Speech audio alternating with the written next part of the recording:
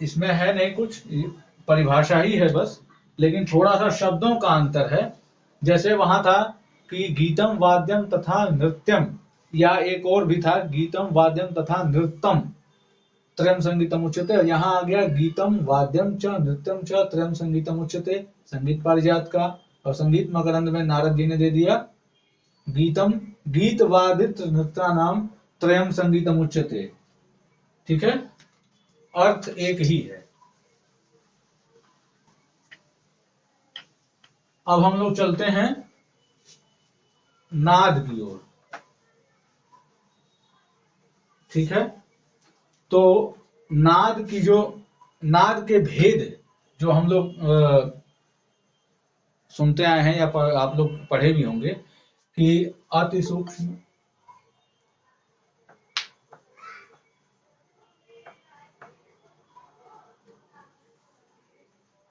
अति सूक्ष्म,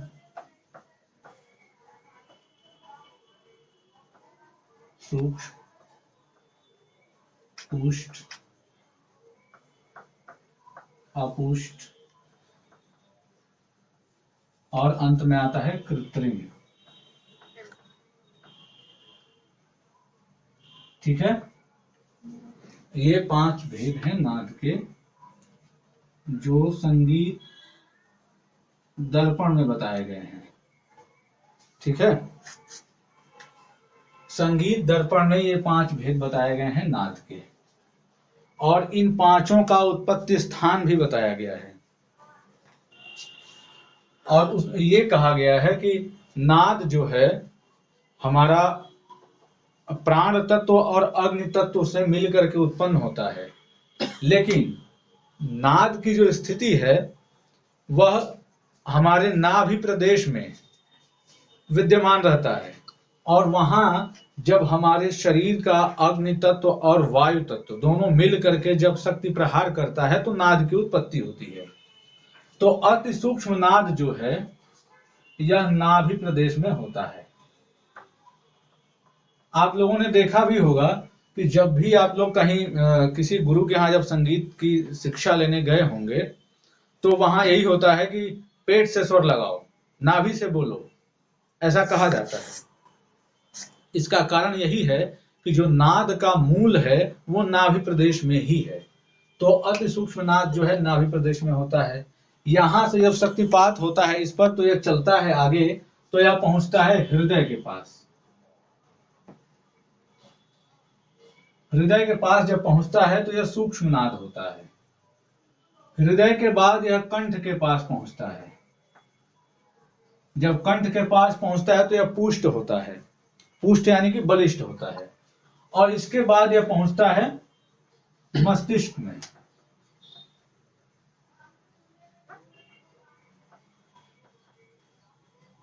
यह मस्तिष्क में पहुंचता है। मस्तिष्क में क्यों पहुंचता है?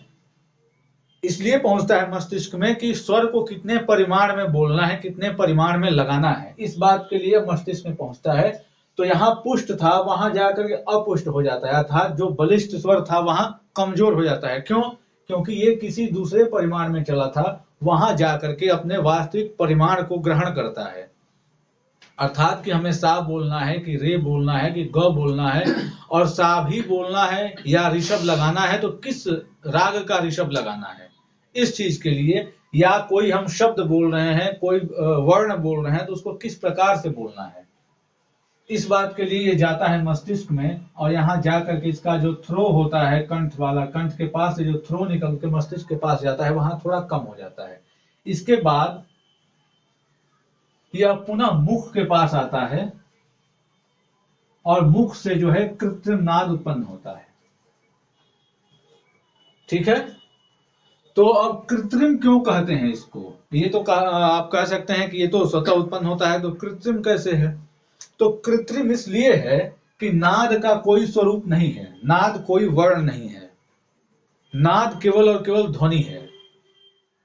अब उस ध्वनि को हम किस परिमाण में, किस स्वरूप में प्रस्तुत करेंगे, यह हमारे कंठ, हमारे मुंह के ऊपर निर्भर करता है। हमारी जिह्वा और ओष्ठ, कंठ, तालु, मूर्धा, ये सभी मिल करके नाद को विभिन्न स्वरूप देते हैं, जिससे कि शब्द सबसे पहले वर्ण, वर्ण से शब्द, शब्द से वाक्य, वाक्य से पूरा पद, जो भी कह लीजिए, उत्पन्न होता है। तो इसके लिए ये कृत्रिम शब्द प्रयोग किया गया है, क्योंकि जो नाद का स्वरूप है उसको हम बना करके प्रस्तुत करते हैं अपने मुंह के द्वारा, इसलिए मुख के पास आकर के जो नाद होता है कृत्रिम हो जाता है। ठीक है, आगे चला जाए। किसी को कोई डाउट? हमको लग रहा है भैया हम गलत लिख दिए। क्या? हम नोट्स बनाए थे तो हम सूक्ष्म नाद में हाँ ये लिखे थे कि ये नाभि कमल में स्थित होता है, हाँ, और अति सूक्ष्म लिखा था ये हृदय में स्थित होता है। तो ये मतलब ये मिस्टेक हो गई है ना? हाँ, क्योंकि जो अति सूक्ष्म नाद है वही नाद का मूल तत्व है, और वो हमारे नाभि प्रदेश में होता है। ठीक है, ये जैसे सिलसिलेवार जा रहा है वैसे ही ऊपर जाता है, नाभि से हृदय में जाता है, हृदय से कंठ में जाता है, कंठ से मस्तिष्क में, फिर मुख के पास आकर के वो निकल जाता है। ठीक है,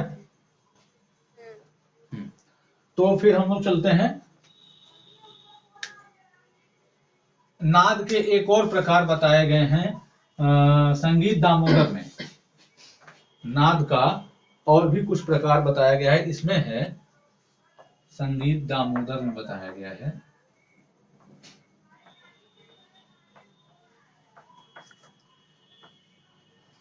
ये उत्पत्ति का प्रकार है। ठीक है, तो है प्राणी संभव, प्राणी संभव। दूसरा है अप्राणी संभव।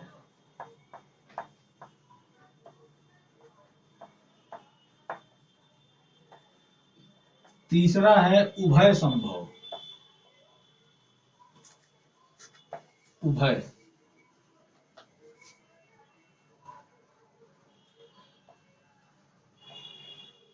उभय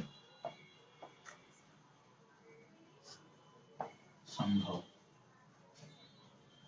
अब देखिए प्राणी संभव का क्या, ये संगीत दामोदर का है नादोत्पत्ति का वो प्रकार कि नाद कैसे कैसे उत्पन्न होते हैं, किस प्रकार से उत्पन्न होते हैं।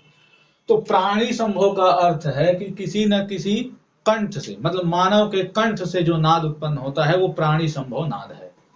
प्राणी संभव, संभव अर्थात संभव अर्थात होना। ठीक है, और प्राणी मतलब कि प्राणी से उत्पन्न होना। तो जो नाद प्राणी से उत्पन्न हो सकता है वह प्राणी संभव है। और अप्राणी संभव नाद कहते हैं वीणा से उत्पन्न, वीणा से उत्पन्न नाद को अप्राणी संभव नाद बताया गया है। क्यों? क्योंकि वीणा में स्वर तो होता है, ठीक है, वीणा के तारों में स्वर है, उसको हम बजाते हैं तो उसका नाद निकलता है। यदि हम उसके तुम्बे फोड़ दें या तुम्बे हटा दें तो जो उसका नाद है उसकी गूंज समाप्त हो जाएगी, और जो नाद खुल करके निकल रहा था वो नहीं निकलेगा। तो अर्थात कहीं ना कहीं वीणा के तुम्बे में या वीणा के पूरे स्वरूप में नाद है। तो यह अप्राणी संभव नाद है जो वीणा से, या मान लीजिए आप तत्वाद्यों से, तत्वाद्यों से। ठीक है, उन्होंने केवल वीणा से उत्पन्न बताया है, लेकिन हम लोग तत्वाद्यों से मान सकते हैं।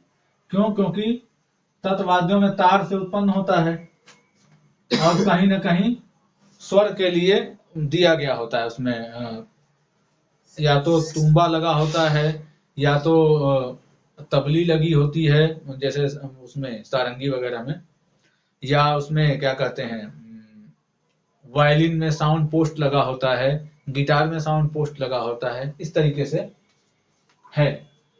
तो अब उभय संभव क्या आता है? तो उभय संभव जो है सुशिर वाद्यों में, वहां तो केवल वंशी कहा गया है, बांसुरी, वहां केवल बांसुरी की बात की गई है, लेकिन यहां हम लोग सुशिर वाद्यों को मान सकते हैं। सुशिर वाद्य। अब यहां उभय संभव क्यों कहा गया है? क्योंकि यहां मनुष्य का वायु, मनुष्य के मुंह से वायु निकलता है और उस वायु के कारण ध्वनि उत्पन्न होती है। यदि मनुष्य का वायु न निकले तो ध्वनि उत्पन्न नहीं होगी। ठीक है, तो उभय संभव नाद जो है वह बांसुरी से उत्पन्न उन्होंने माना है संगीत दामोदर में, दामोदर पंडित ने। ठीक है, लेकिन हम सुशील वाद्यों से मान सकते हैं। वर्तमान में जितने सुशील वाद्य हैं सब में जो है हमारा नाद हमारे वायु के कारण ही उत्पन्न होते हैं। हमारे प्राण वायु, हमारे मुख से यदि प्राण वायु नहीं निकलेगी और उसमें हम फूंक नहीं मारेंगे तो वह वाद्य नहीं बजेगा। ठीक है, इसलिए ये उभय संभव नाद है जो कि सुशील वाद्यों से उत्पन्न होता है। प्राणी संभव नाद मनुष्य कंठ से, यहां लिख देते हैं मनुष्य कंठ से, मानव कंठ से, मानव कंठ से, और अप्राणी संभव वीणाओं से या तत्वाद्यों से। उभय संभव नाद बांसुरी से या सुशील वाद्यों से। ठीक है,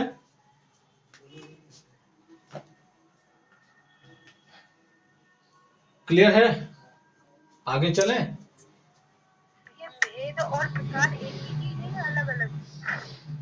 भेद और प्रकार, हाँ भेद और प्रकार एक ही कह सकते हैं। अब क्या ये कैसे भेद मतलब तो किसी भी चीज में फर्क करना होता है ना, प्रकार मतलब किसी भी चीज का अंग। तो मैंने तो ये पढ़ा है कि ये गलत है क्या? हाँ, जरा स्पष्ट बोलिए। फर्क करना, हाँ, भेद का मतलब आपने क्या पढ़ा है? किसी भी चीज में फर्क करना, फर्क। और प्रकार का मतलब होता है एक चीज के अनेक अंग। भेद, भेद भाव वाला भेद, भेद का मतलब किसी भी चीज में फर्क करना। हाँ, मतलब ये चीज अलग अलग है। हाँ बिल्कुल। और प्रकार का मतलब एक चीज के अनेक अंग। जैसे कि नाल है तो नाल के अनेक अंग है। नहीं, देखिए भेद करने की बात तो ठीक है, तो हम भेद कैसे करेंगे? जब वो अलग होगा तभी तो हम भेद करेंगे। भेद और प्रकार एक ही चीज है। हाँ, सेम है दोनों। हाँ, भेद और प्रकार एक ही चीज लेकिन है। मैंने इंटरनेट से सर्च किया तो वहाँ दोनों चीज का मतलब अलग ही आ रहा था। एक भेद की जगह आ रहा था किसी भी चीज में फर्क करना, और प्रकार में आ रहा था किसी भी चीज या किसी वस्तु के अनेक अंग। देखिए, भेद करना अलग बात हो गई और भेद अलग बात हो गया है। भेद और प्रकार आपस में समानार्थी हैं। आपस में ये दोनों शब्द जो हैं समानार्थी हैं, दोनों के एक ही अर्थ होता है। मैंने तो पता नहीं इंटरनेट से सर्च करके पढ़ा था तो उसमें तो अलग अलग चीज आ रही थी। दोनों भेद अलग आ रहा था, प्रकार अलग आ रहा था। एक वस्तु के अनेक अंग हो सकते हैं और भेद जो है वो किसी भी चीज में थोड़ा सा फर्क, बस थोड़ा सा हल्का सा फर्क होता है, वो भेद होता है। हेलो भैया। हाँ, हाँ, थोड़ा सा बीच में करिएगा कैमरा, वो एक ही तरफ का दिखाई दे रहा है, एक ही तरफ इस तरफ का, मतलब हमारे राइट हैंड का अच्छी तरह से दिखाई नहीं दे रहा। हाँ भैया, थोड़ा ये दब रहा है यहाँ।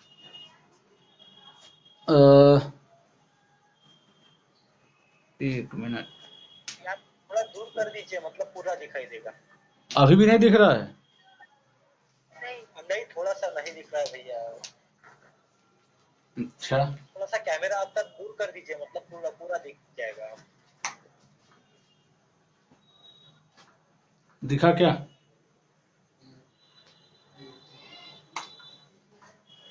दिखा अभी?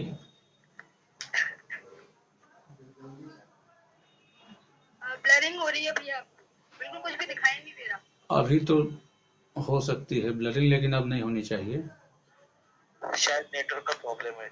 हाँ, कैमरा अभी भी नहीं दिखाई दे रहा। एक मिनट बस।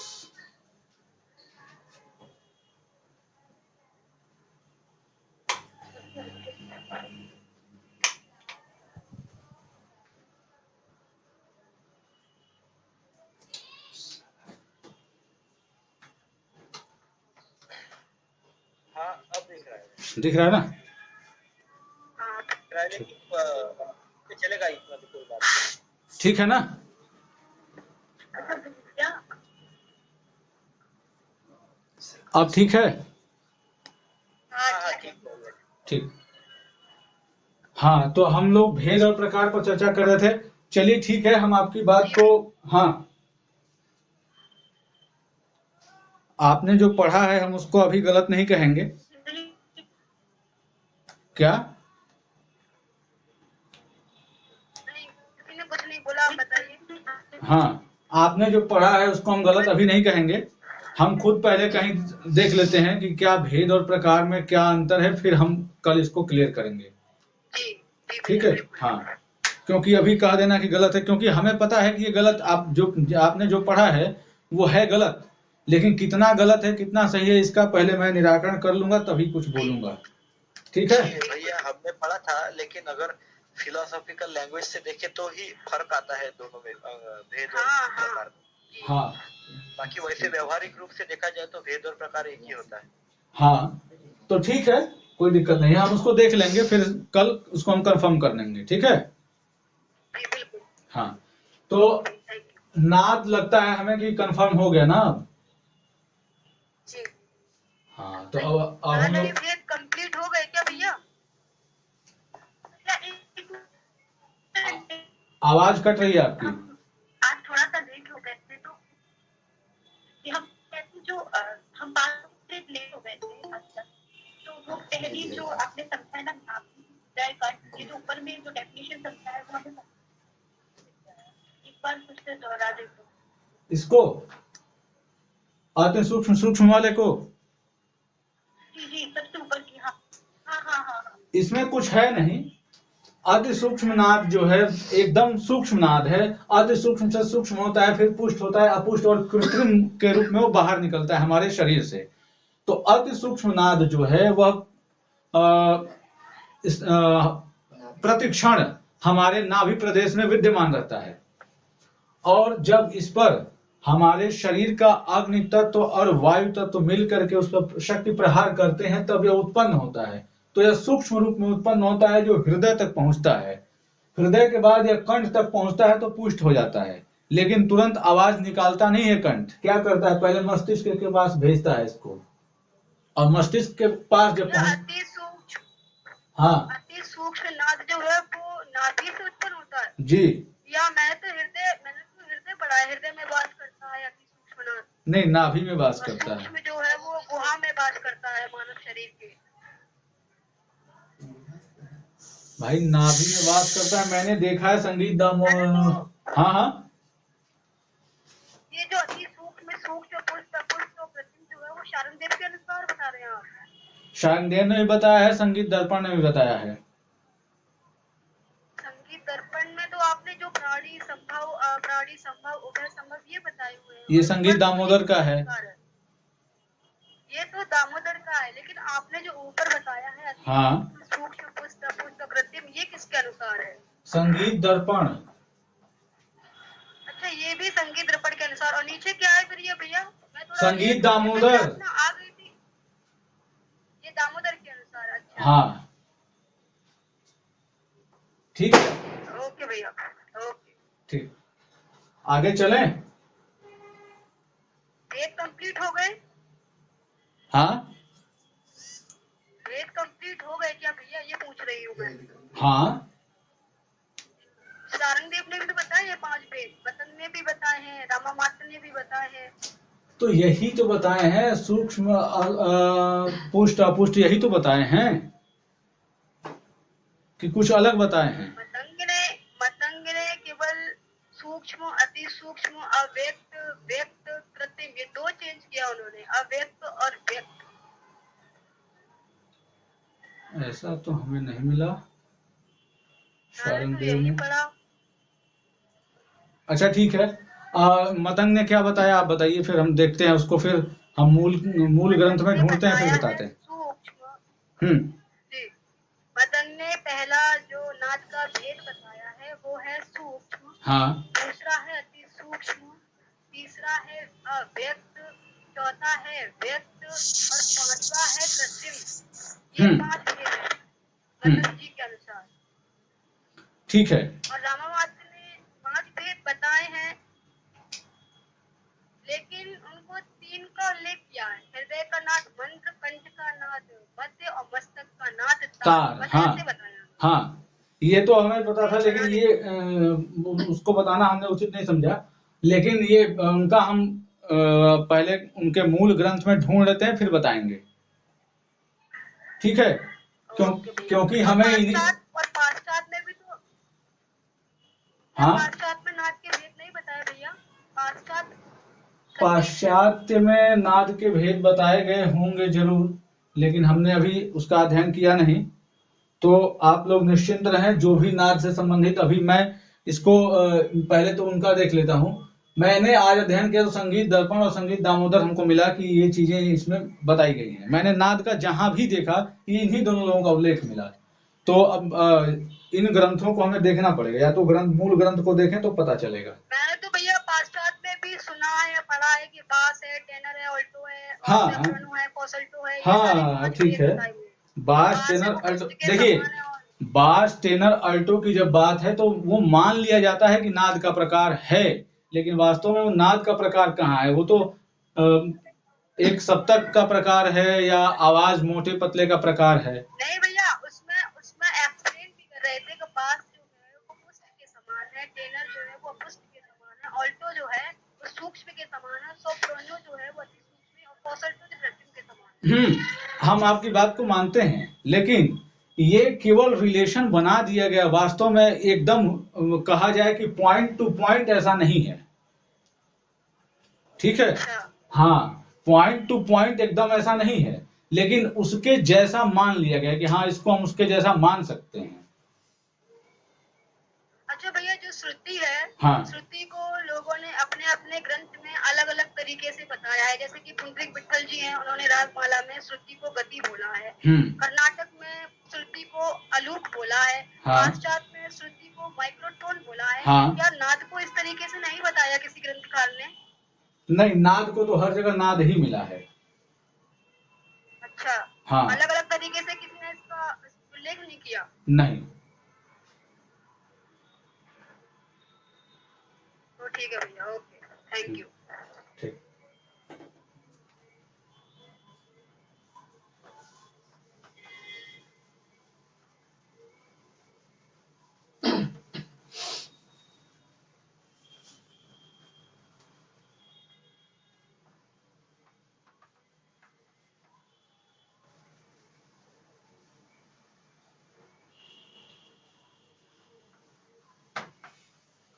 अब नाद के बाद हम लोगों का जो टॉपिक है वो श्रुति है। शायद यही है ना, श्रुति है ना?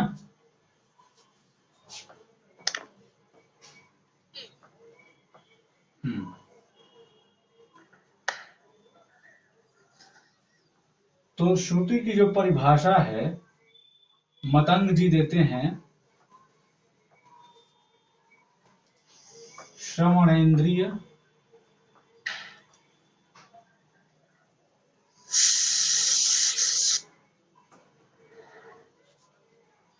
ग्राह्यत्वाद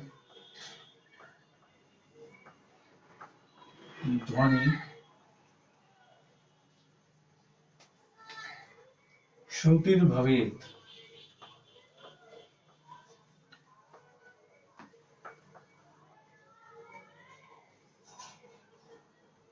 श्रुतिर्भवेत्।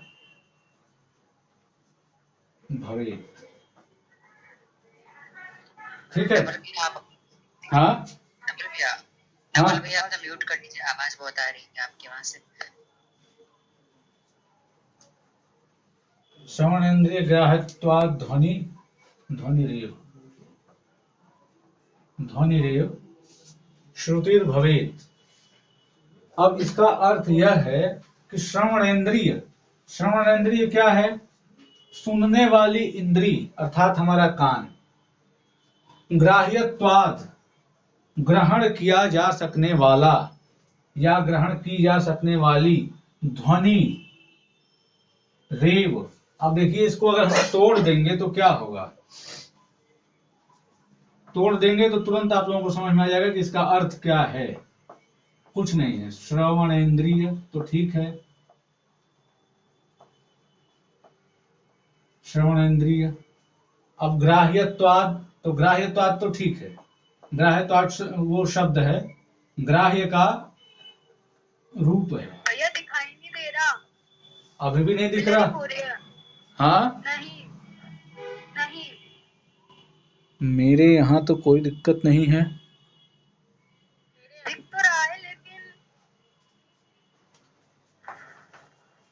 अच्छा रुकिए, हम फिर से लिख देते हैं। हाँ भाई, ये थोड़ा सा ब्लर हो रहा है और एकदम हाँ स्पष्ट तरीके से नहीं दिख रहा है, लिख नहीं पा रहे हैं। बस दिखाई नहीं दे रहा। अच्छा, मैं एक बार अपना चेक कर लूं कनेक्शन। मेरा कनेक्शन तो अच्छा है, फिर ऐसी क्यों दिक्कत आ रही है? अभी ठीक हुआ?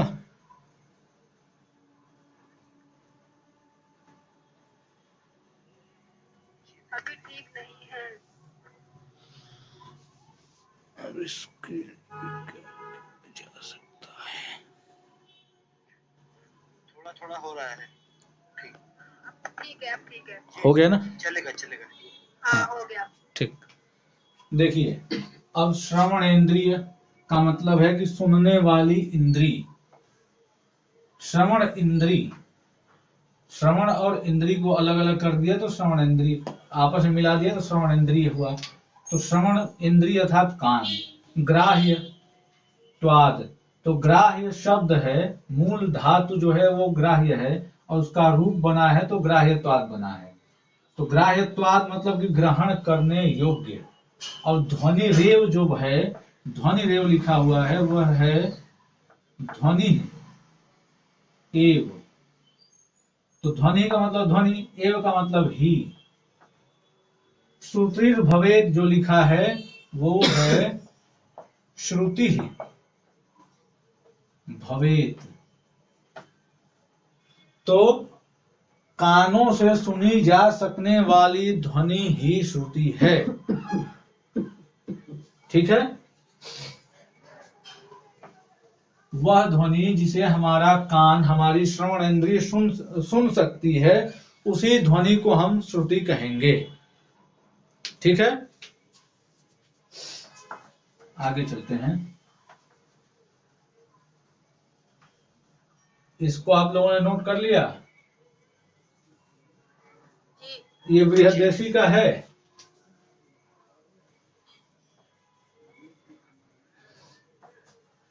बृहदेशी का है। ठीक है, अब इसके बाद हम लोग चलते हैं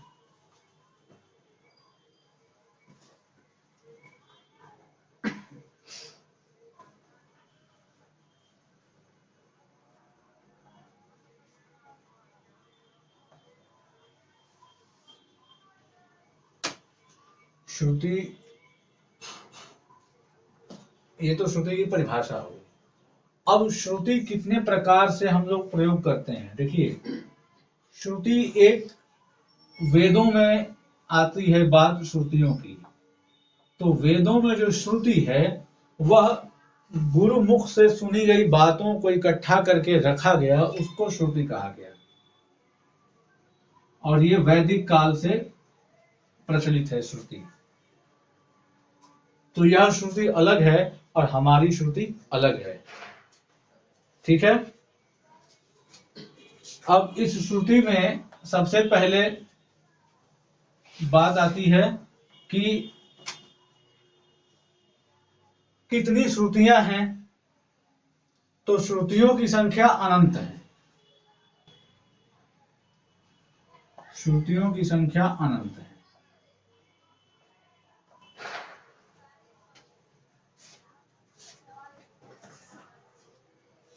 बल्कि ऐसे हो जाए, श्रुतियां अनंत हैं।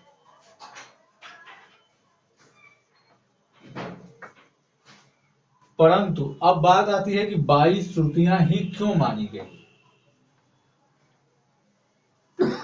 तो एक स्वर से दूसरे स्वर, मतलब एक स्वर के दुगुने स्वर, जो भी स्वर हम लिए, अगर सा लिए और सा से तार सा तक हम जाते हैं, तो इसके मध्य में 22 अंतराल ही हैं जिन्हें हमारा कान अलग अलग पहचान सकता है, इसीलिए श्रुतियां केवल 22 हैं। ठीक है। अब 22 श्रुतियों का विभाजन स्वरों में सर्वप्रथम किसने किया? तो आचार्य भरत ने किया।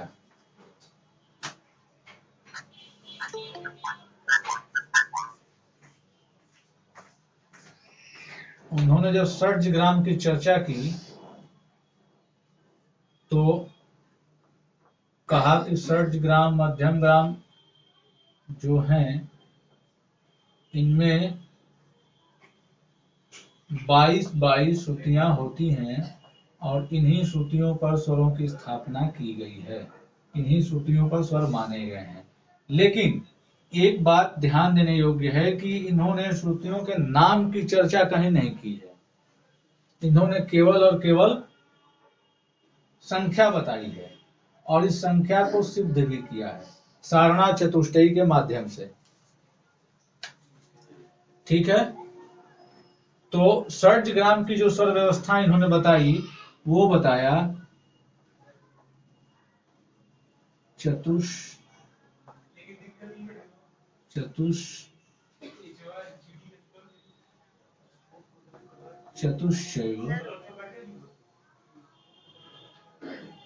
भैया क्या भरत ने श्रुतियों को कोई भी संज्ञा नहीं दी है? श्रुतियों का नाम नहीं बताया भरत जी ने। जैसे तीव्रा, कुमुदवती, मंदा, छंदोवती हम लोग पढ़ते हैं ना, तो इस तरीके का नाम इन्होंने नहीं बताया, केवल संख्या बताई है महर्षि भरत ने।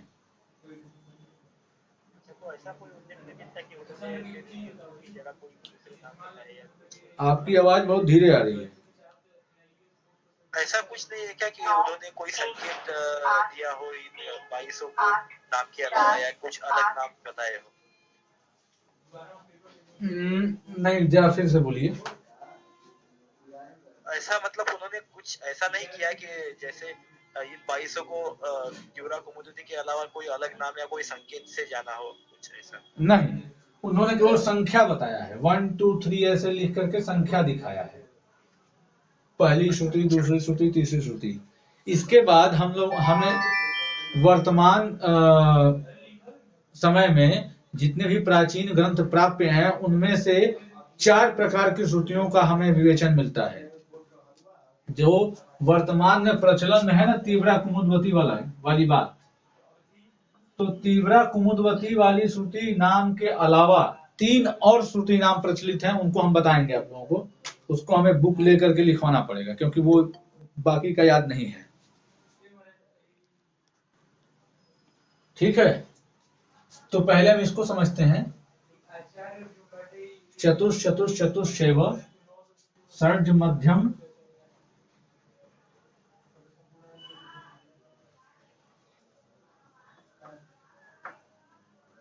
पंचमा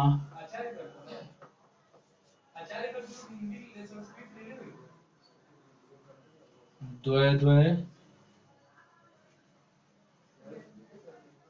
गांधार निषादौ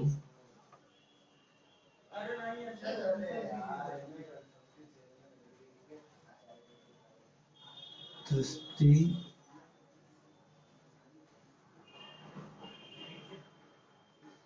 ऋषभ धयोतौ।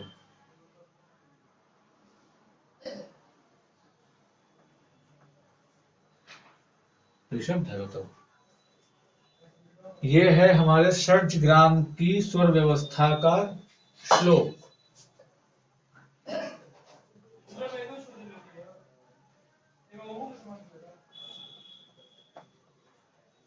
षड्ज ठीक है।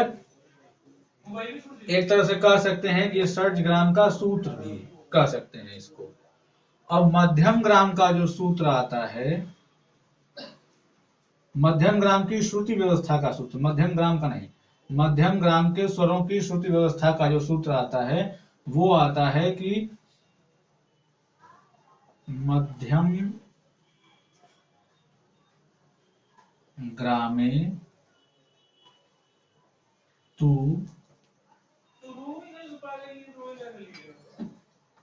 श्रुत्यपकर्षः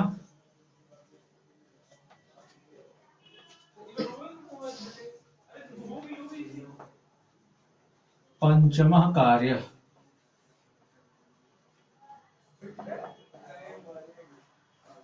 तो इसका अर्थ यह है मध्यम ग्राम।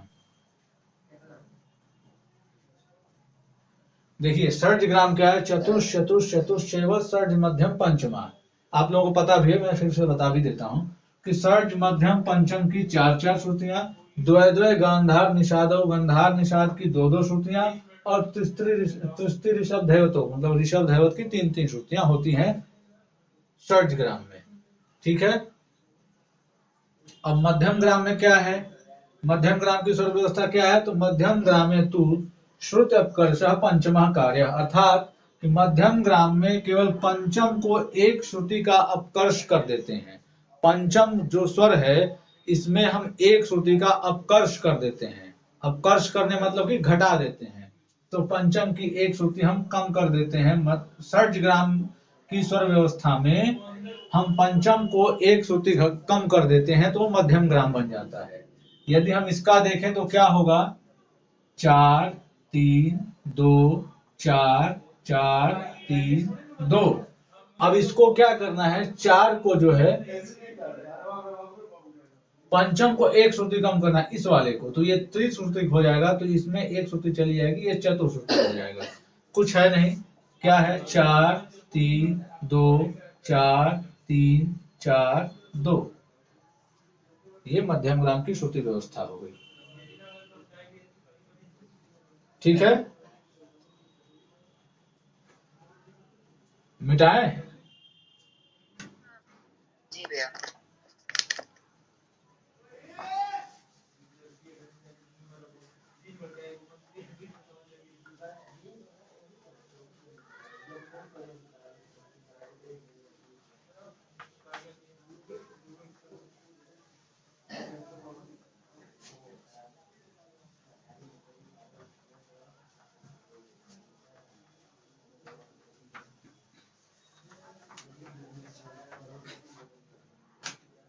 अब हम लोग पढ़ते हैं श्रुति की जातियां।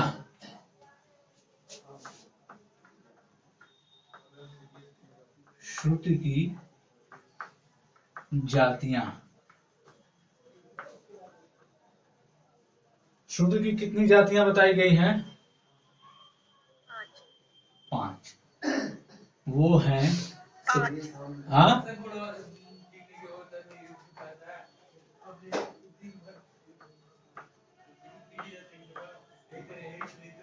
श्रुति की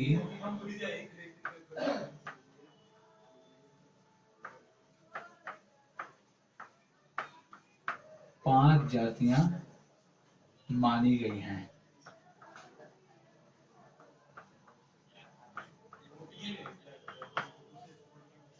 कौन कौन सी?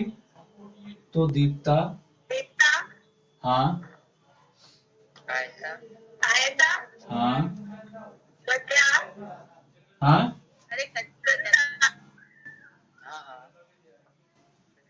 करुणा, हाँ, मृदु और मध्या। अच्छा भैया जी, एक बात पूछनी थी। हाँ बोलिए। अगर हम इन जातियों को हाँ, आगे पीछे करके लिख देते हैं तो क्या सीक्वेंस गलत हो जाता है? सीक्वेंस गलत इसलिए हो जाएगा क्योंकि ये इस प्रकार से जातियों को बताया गया है सीक्वेंस वाइज ग्रंथों में, तो अब क्यों इसी सीक्वेंस में बताया गया ये जानना सबसे महत्वपूर्ण बात है। यदि हम ये जान लेंगे कि दीप्ता ही पहले क्यों बताया गया, आयता उसके बाद क्यों आया, तो इस चीज को जानने के बाद हम कह सकते हैं कि हाँ दीप्ता आयता करुणा मृदु मध्या, हम इसी सीक्वेंस में ही इसको कहेंगे। अब इसके लिए उसमें मध्यम जाति दी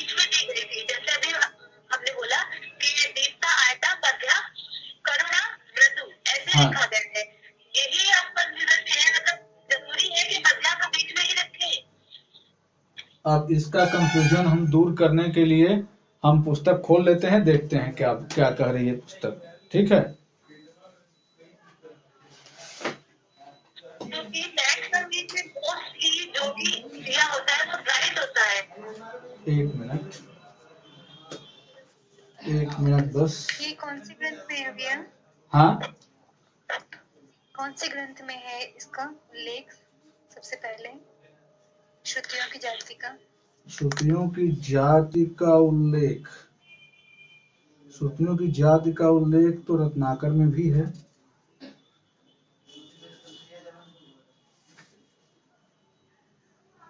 और हमें लगता है कि रत्नाकर से पहले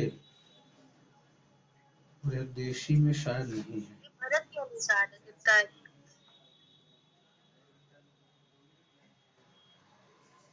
दीप्ता, आयता, करुणा, मध्या। देखिए संगीत सारामृत में भी ये जातियां बताई गई हैं, यही सेम।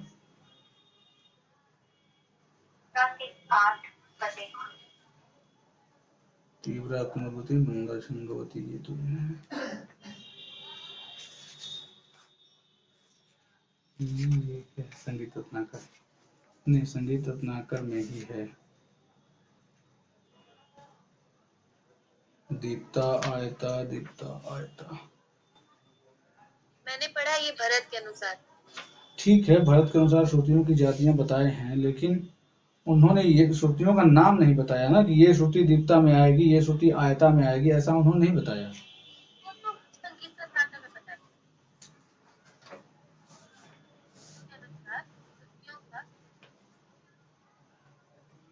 देखिए संगीत रत्नाकर में जो है श्लोक उद्धृत है, दीप्ता चतुर्विधा, तीव्रा रौद्री वज्रिका अग्रेति। अर्थात जो दीप्ता जाति है उसमें 4 श्रुतियां हैं, तीव्रा, रौद्री, वज्रिका और उग्रा। अब देखिए दीप्ता को क्यों पहले कहा गया, इसका मैं कुछ अपने या हम सभी लोग इसका अनुमान लगा सकते हैं। क्यों? क्योंकि यह दीप्त है, सबसे पहले ही ये दिख जाएगा। जो दीप्त अर्थात क्या है? दे दीप्यमान, जो खुद से प्रज्वलित है, उसका प्रकाश चारों तरफ फैल रहा है, वही दीप्त है। इसको ब्रिलियंट भी कहा जाता है।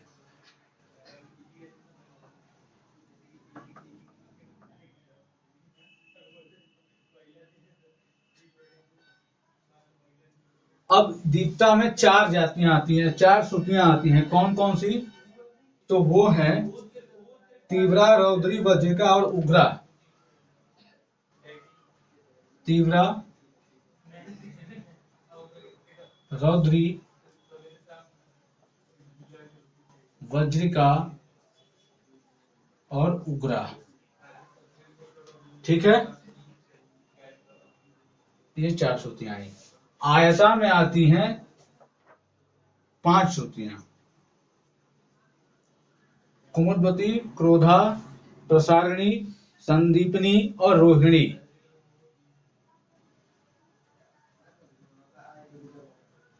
फिर करुणा में 3 श्रुतियां आती हैं, दयावती, अलापनी और मदंती। ये भी रत्नाकर में है इसका उल्लेख। हाँ, दीप्ता में जो आपने बताई है इतनी श्रुतियां हाँ। आती है, रत्नाकर का है। हाँ, रत्नाकर भरत का ने है, तो नहीं बताया ना। रत्नाकर का है। और रत्नाकर की भी जो टीका किया है सिंह भूपाल जी ने, सिंह भूपाल की टीका में ये स्पष्ट रूप से उद्धृत है। ठीक है, मैं श्लोक भी लिखवा देता हूं इसका, पहले इसको समझ लीजिए, फिर मैं श्लोक लिखवा देता हूं। ठीक है।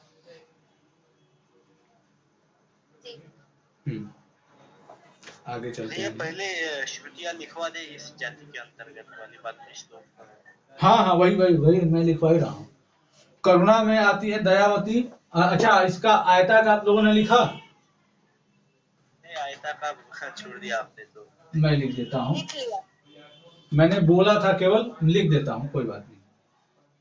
आयता में आएंगी कुमुदवती,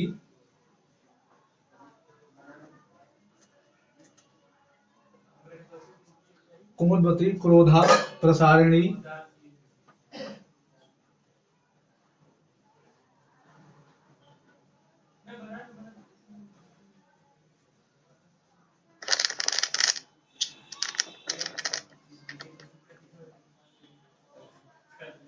संदीपनी और रोहिणी।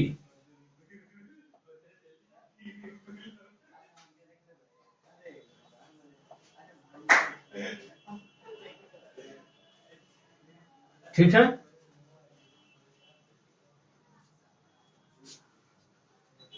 जी। अब देखिए फिर से करुणा में आते हैं हम लोग। तो करुणा में 3 श्रुतियां आती हैं।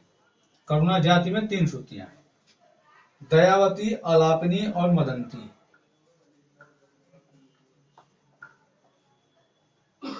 दयावती, अलापिनी और मदंती।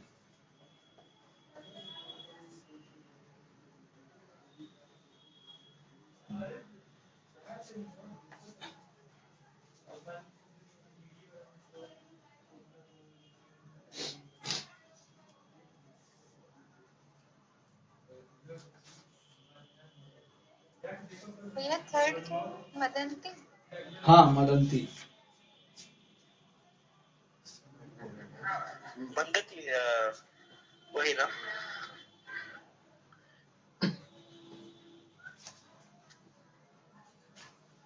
ठीक है, अब हम चलते हैं मृदु। मृदु में है 4 श्रुतियां,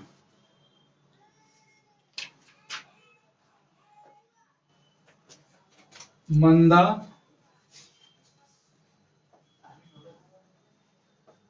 मंदा, रति, प्रीति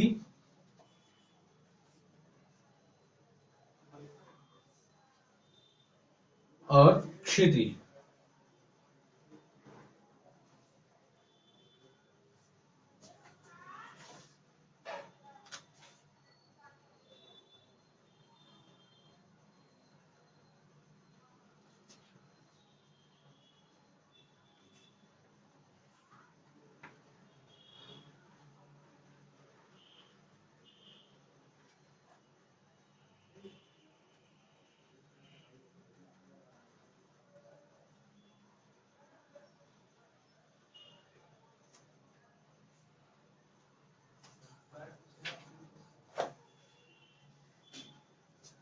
मैंने इसमें कुछ गलत लिखा है, कौन बताएगा?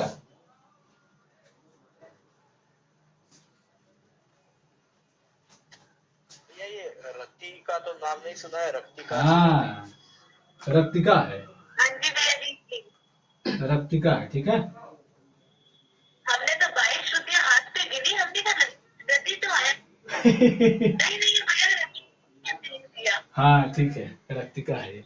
वही हम भी देखे कि रति कहाँ से दे दिया। बोलने वाले अब देखिए यही बात है ना, मैं पुस्तक लिया हूँ हाथ में, लेकिन मैंने देखा कि रति इसमें कहाँ से दे दिया भाई। मैं फिर कहा कि नहीं, रति नहीं है तो रक्तिका होगा। ठीक है, लेकिन नहीं, रक्तिका भी नहीं होगा क्या? रक्तिका मजदूर है नहीं। ठीक है,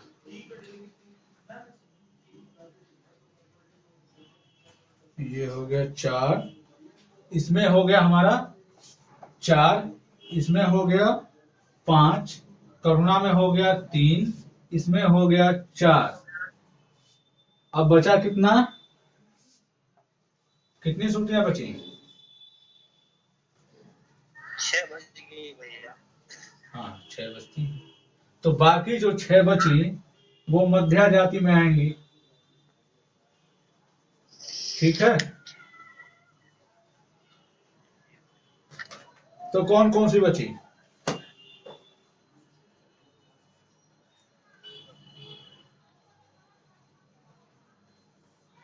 छंदोवती बची है। हाँ, और रंजनी रंजनी रंजनी बची है। और भैया हाँ, ये जो आपने वो करुणा में मृदु में जो लिखवाई है ना रखता है, हाँ, करुणा में जो लिखवाई है, ये जो मृदु में लिखवाई है ना मृदु में, हाँ, वो शायद रखता है। एक मिनट रुक जाइए। नहीं, रक्ता नहीं है, रक्तिका ही है। तो भैया वो ना मैंने पढ़ा था कि मध्य में रक्तिका है। नहीं, मध्या में रखता है। मैं श्लोक देख लेता हूँ, एक मिनट मैं श्लोक देख लेता हूँ। सबसे बढ़िया है श्लोक देखना। मध्या तू, हाँ ठीक तो है। करुणाभ्याम मंदस्य भेदा मंदा प्रति प्रति, हाँ ठीक है।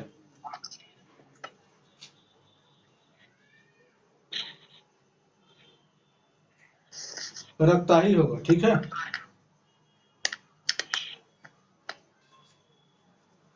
रखता ही होगा। तब इसमें रक्तिका बचा। अब ये देखिए, रक्ता को एक और नाम दिया गया है। श्लोक जो है, श्लोक में रक्ता को रति कहा है। ये भी ध्यान में रख लीजिए कि रक्ता इज इक्वल टू रति। रक्ता जो श्रुति है उसके दो नाम है, रति और रक्ता दोनों हैं, क्योंकि श्लोक में रक्ता नाम नहीं दिया है।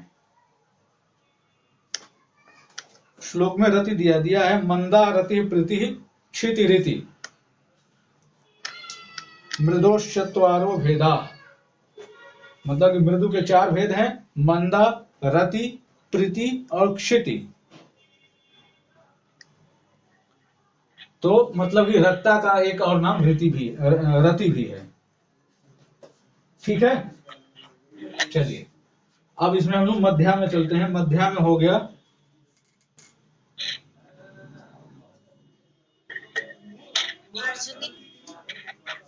छंदोवती, रंजनी, मार्जनी,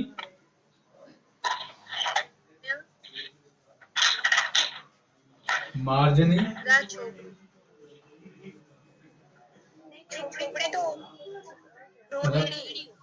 रक्तिका, रम्या, हाँ अब साथ हो जाएंगे। शोभनी कैसे? शोभनी तो लिखी नहीं आप।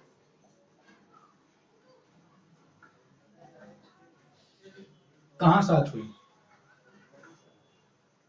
छंदोवती, रंजनी, मार्जनी, रम्या, उग्रा, शोभनी। उग्रा हो चुका है भाई, उग्रा तो दीप्ता में है। कहाँ हुआ है? अच्छा हो गया। हाँ। दीप्ता में देखिए आप लोग नाम से भी थोड़ा सा देखिए, समझने में क्या है, यही समझना है कि नाम से भी देखिए क्या है। दीप्त है मतलब कि एकदम उदीप्त है, वो पहले से एकदम चमक रहा है, उसका तेज दिख रहा है। तो कैसे?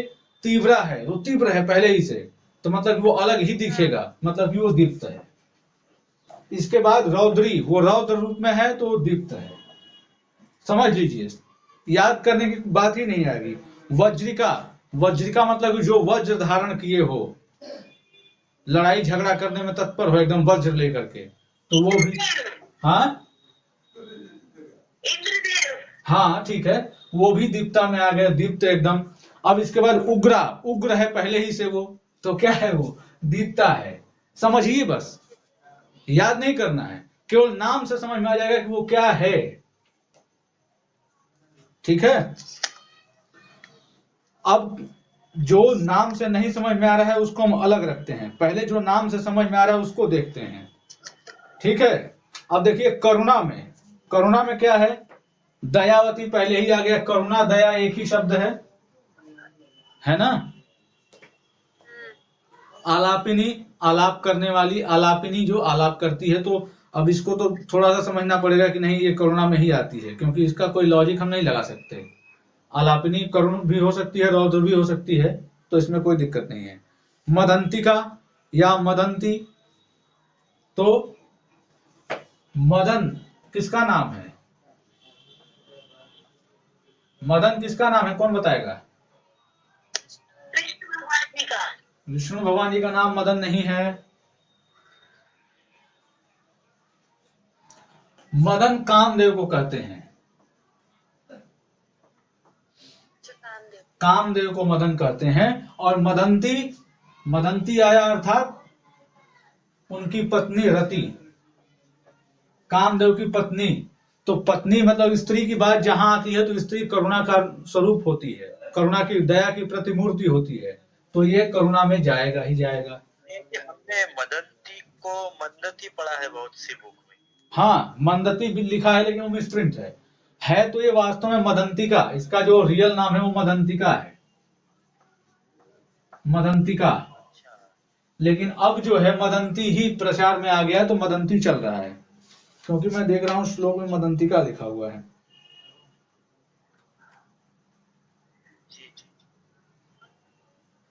ठीक है, चलिए। तो करुणा जाति भी हमें समझ में आ गई कि करुण श्रुतियां हैं। अब देखिए मृदु में, मृदु अर्थात यहां भी कोमलता से संबंध है। यहां तो दया से संबंध था, यहां मृदु मतलब कोमलता से संबंध है। तो क्या है कोमलता? तो देखिए मंदा है, वो मंद है। मंद है मतलब कि धीमी गति में चल रहा है, तो धीमी गति में चलेगा तो निश्चित रूप से वो मृदु है। ठीक है। इसके बाद रति, रति क्या है? श्रृंगार है, श्रृंगार को रति कहते हैं, और रति कामदेव की पत्नी को भी कहते हैं। तो रति यहां श्रृंगार से अर्थ है, क्योंकि जो मदंती था वो रति का अर्थ था, और यहाँ रति जो है श्रृंगार से संबंधित है।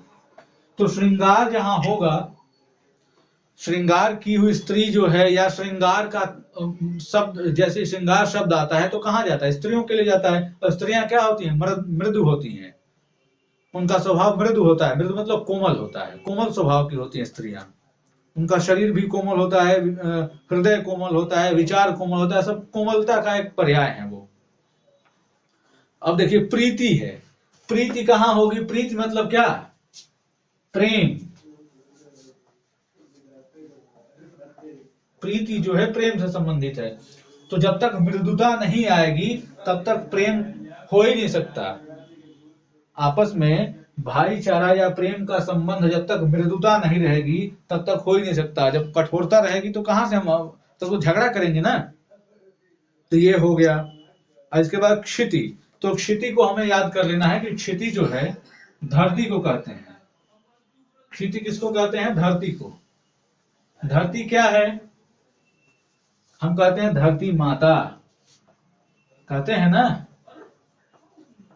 तो धरती माता क्या है? ममता की प्रतिमूर्ति है। और ममता कहाँ रहेगी? जहां मृदुता नहीं रहेगी वहां ममता आ ही नहीं सकती है। ठीक है। तो इस तरीके से तीन जातियों को तो हम खूब आसानी से समझ सकते हैं। ठीक है। अब आयता जो बची, आयता और मध्या, इन दोनों को समझने के लिए थोड़ा सा ये टेढ़ी खीर है। टेढ़ी खीर क्या है? इसको रिलेट नहीं कर सकते हम कहीं। ठीक है।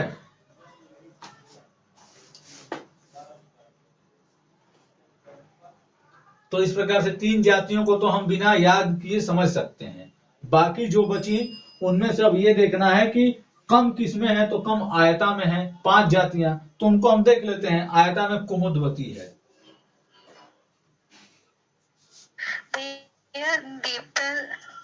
समझा देते थोड़ा सा फिर से। हाँ देखिए, दीप्ता में, दीप्ता मतलब क्या है? दीप्त, दीप्त अर्थात प्रज्वलित। प्रज्वलित मतलब उसका तेज दिख रहा है पहले ही से। ठीक है। तो दीप्ता में आ गई तीव्रा। तो जो तीव्र गति से चलेगा उसका अलग ही एक दिखाई दे जाएगा ना कि वो बहुत तीव्र गति से आ रहा है। तो क्या है? वो दिख गया नहीं, वो तीव्र है, मतलब कि क्या है? उसका एक अलग लुक है, मतलब कि वो उदीप्त है, दीप्त है, मतलब कि वो दीप्ता में आ गया। इसके बाद हाईलाइट कहना चाह रहे हैं। हाँ, इसके बाद रौद्री, मतलब कि रौद्र रूप धारण किए हुए, तो वो भी अलग दिखेगा। वो क्रोधित है, रौद्र रूप धारण किए हुए है, तो क्या है? अलग दिखेगा। मतलब कि उसका चेहरा एकदम क्या है? तमतमाया हुआ है, तेज, उसके चेहरे पे एकदम लाल उसका चेहरा हो गया, तो क्या है? वो दीप्त है। इसके बाद वज्रिका, तो वज्रिका मतलब वज्र धारण किए हुए। तो वज्र धारण कब करेगा कोई? जब किसी पर प्रहार करना होगा। वज्र एक हथियार है इंद्र का, जो महर्षि दधीचि के हड्डियों से बना था। ठीक है। तो वज्रिका भी दीप्ता में आ गई। अब इसके बाद आया उग्रा। उग्रा मतलब कि पहले से ही वो उग्र है। उग्र मतलब कि एकदम उतावला है, क्रोधित है, तमतमाया हुआ, वही चीज। जो रौद्री है वही उग्रा है। तो उग्रा जो है वो रौद्री से थोड़ा कम क्रोधित है, लेकिन है उग्र है वो भी। तो ये चारों आ गई दीप्ता में। समझ में आई बात? जी भैया, थैंक यू। हाँ, तो आगे चलें। जी भैया।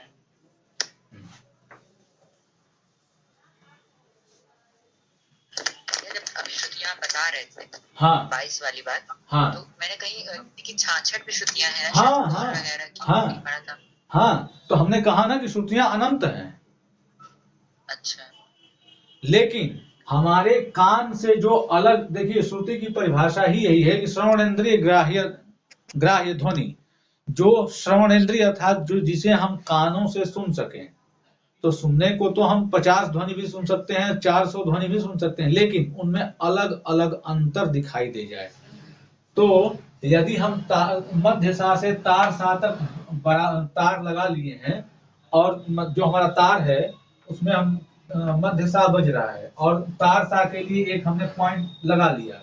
अब इसके बाद इन दोनों के बीच में 22 बराबर बराबर भाग कर लिए और उसमें पर्दे बांध दिए, 22 पर्दे, ठीक है। और उन 22 को जब हम बजाएंगे तो अलग अलग सुनाई दे जाएगा, लेकिन 22 के बाद यदि हम 50 कर देंगे, 30 कर देंगे, तो हमें वो अलग अलग सुनाई नहीं देगा। पता चलेगा कि पहला बजाएंगे, दूसरा बजाएंगे तो लगेगा कि अरे ये तो एक ही बज रहा है क्या, ऐसा। अब दूसरे के बाद तीसरा बजा देंगे तो पहले तीसरे में अंतर समझ में आएगा, लेकिन पहले दूसरे में अंतर समझ में नहीं आएगा। तो जहां तक अंतर स्पष्ट समझ में आए हमारे कानों को, वही तक श्रुतियों की संख्या मानी जा सकती है, उससे अधिक श्रुतियां नहीं मानी जा सकती हैं, ठीक है।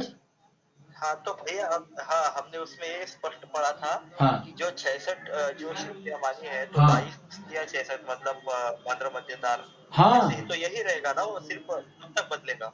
हाँ, तो क्या है, मंत्र में भी 22 हैं, मध्य में भी 22 हैं, तार में भी 22 हैं। वही अभी कहने जा रहे थे कि उन्होंने मंत्र मध्य तार को मिला करके 66 श्रुतियां मानी है। एक सप्तक में 66 श्रुतियों की बात उन्होंने नहीं कहा है ना, है ना। ठीक है, चलिए।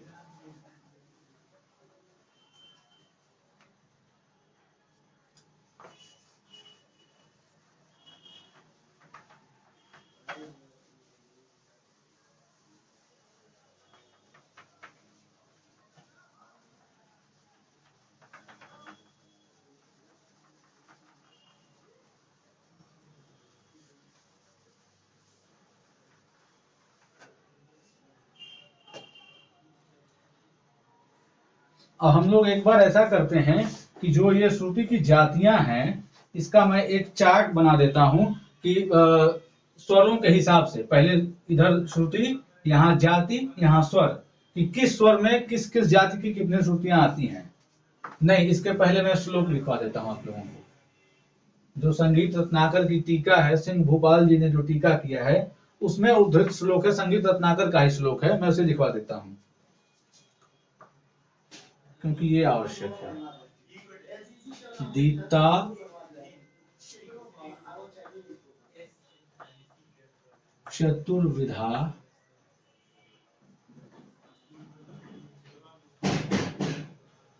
तीव्रा रौद्री वज्रिकोग्रेति। तो इसको मैं अलग कर देता हूं, इसको खोल दो। दीप्ता चतुर्विधा, क्या क्या इसमें आएगा, तो तीव्रा, या मैं नीचे ही लिख दूंगा, थोड़ा सा इधर से लिखता हूं तो क्लियर दिख जाएगा, फिर मिटा करके लिख दूंगा। दीप्ता चतुर्विधा,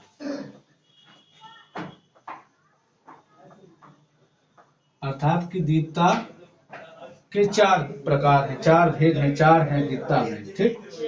तीव्रा, रौद्री, तीव्रा,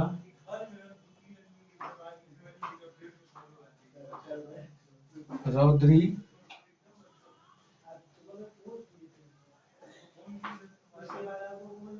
वज्रिका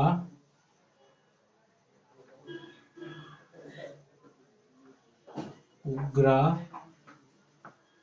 इति। ठीक है।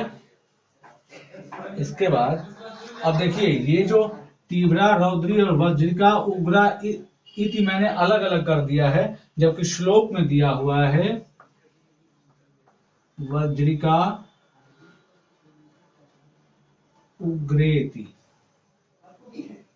ऐसा श्लोक में संधि करके दिया हुआ है। ठीक है, वज्रिको उग्रेति, ये संधि करके बना दिया है वज्रिको उग्रेति। मैंने उसी को अलग अलग कर दिया, वज्रिका उग्रा इति। ठीक है। इसके बाद है आयता पंच भेदा। आयतायाः।